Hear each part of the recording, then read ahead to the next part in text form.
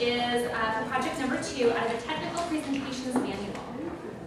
It is called The Proposal. The manual, let's see here. The manual suggests proposing a product or initiative or program, but proposing those things aren't as relevant to Christian's current working environment as proposing himself. So for this assignment, Christian is proposing himself for a job interview. Let's see, this interview is for the next step in his career. And all of us get to participate today. We are all the interview panel. Because for government interviews, it is usually a panel interview, so we get to be that role today. And I will ask the questions. Please welcome Mr. Christian Knight.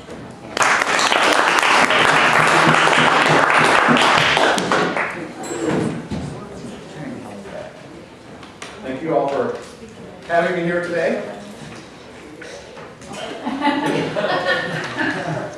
Okay, Christian. How do your skills and experience relate to this job? Well, my perspective, after studying for this job in graduate school and supporting it as a communications specialist and now working alongside it as a neighborhood services coordinator, is that it really requires an incredibly versatile skill set. And you can break that skill set down into 3 categories. The first being technical communications, the second being strategic communications, and the third being people communications. Now, when I say technical communications, what I really mean is the ability to convey technical information in a human, simple way.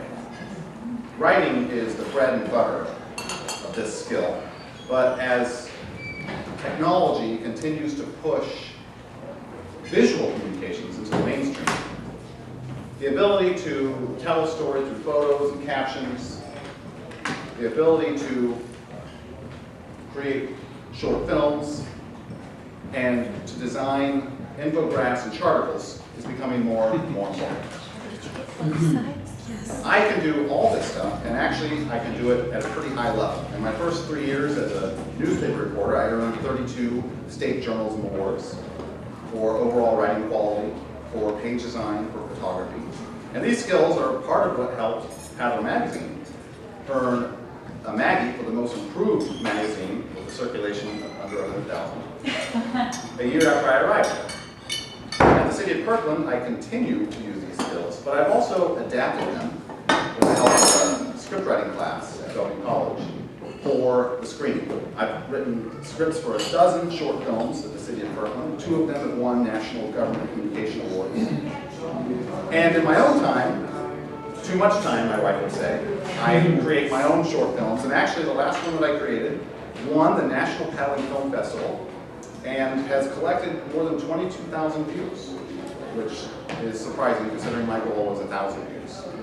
So these are the technical skills, but they need direction, they need strategy, which is why in graduate school I focused on strategic communications, that is writing communications plans and identifying stakeholders and facilitating focus groups. Facilitating focus groups was really the foundational skill that I've been using at Kirkland. I've done it twice, and the products are actually on the table in front of you. And all the themes that resulted from them are integrated in those documents. The last skill is people skills. I get to practice this every day. Every day I get a phone call from somebody who's complaining about a busted curb, a flat tire, a building facade that was destroyed by a contractor. Fortunately, I'm not just winging it. I've got a lot of training in this area as well. I've studied negotiation and mediation in graduate school. I've been through Bellevue's neighborhood mediation program and the International Association of Public Participation, where you learn how to involve the public through techniques, planning, and communication. And the essence of this training says that a person's position is not always as irrational as they present it. When you peel away the layers, usually with good questions and good listening, you can identify the values and the interests that would provide a mutual benefit to everybody, really. So these are the skills, and I focused really hard on developing all of them. Thank you. Next question. What is your greatest professional achievement aside from those awards? Well, in the last few months of Paddler's existence on this earth, I was tasked as the only editor. The rest of the staff was laid off, and I had to create the entire publication. I had to write it, I had to shoot it, and recruit the freelancers to help write it, and I had to design it. And I did that in 2 months. I didn't get a lot of money for the exercise, but I did read on a social networking forum, Mountain Buzz, it's a Colorado-based forum, a quote by a guy who said, by the way, did you notice that 80% of Paddler's last issue was written by Christian Knight? If you see him, please buy him a beer. He deserves it. Nice. Okay. Next question. Do you have any questions or comments for us? I do have one last thing to say. It's a little bit corny, I'll admit, but it's also true, so I feel like I should say it. To me, communications is not just a job. It's not just a career. It's really a philosophy. It's something I believe in. I believe in communications. I believe in it because I've seen what can happen when we are able to convey technical information in a human way. And I've also seen what can happen when we don't.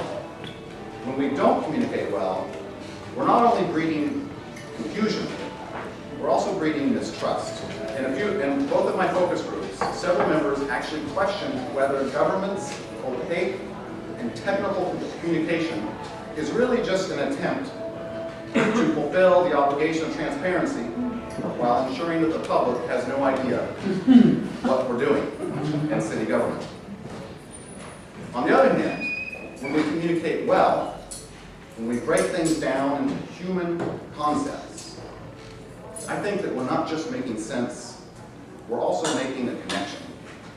And making that connection is the foundation of humans' most basic currency, which we all know is trust. This is why I've devoted so much of my time to becoming a better communicator. It's why I attend Toastmasters every week. It's why every book I read has something to do with speaking better, writing better, or understanding decision making. And it's why I believe I would be a really good communications manager.